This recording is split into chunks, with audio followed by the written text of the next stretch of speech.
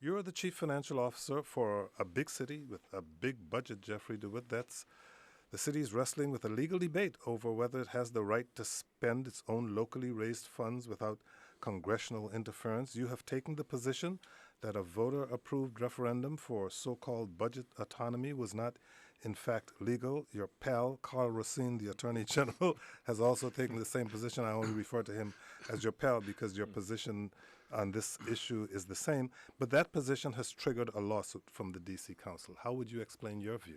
Yeah, this issue came up last year after the council had proposed to follow the act as approved by the voters, and the attorney general at the time and the new attorney general and a federal judge have all ruled that the law isn't valid. So my issue is, as a chief financial officer who would have to pay the bills under that particular law, is I need clarity from the courts in terms of I have two attorney generals, a federal judge that have said that it's not valid, and in my own general counsel, which were the CFO is an independent entity in the District of Columbia.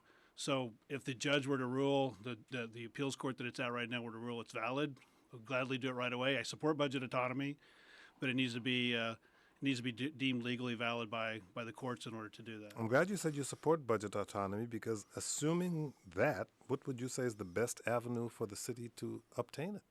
Well, the court said we have to obtain it through Congress. So that's what the last federal judge said. Only Congress can grant the budget autonomy.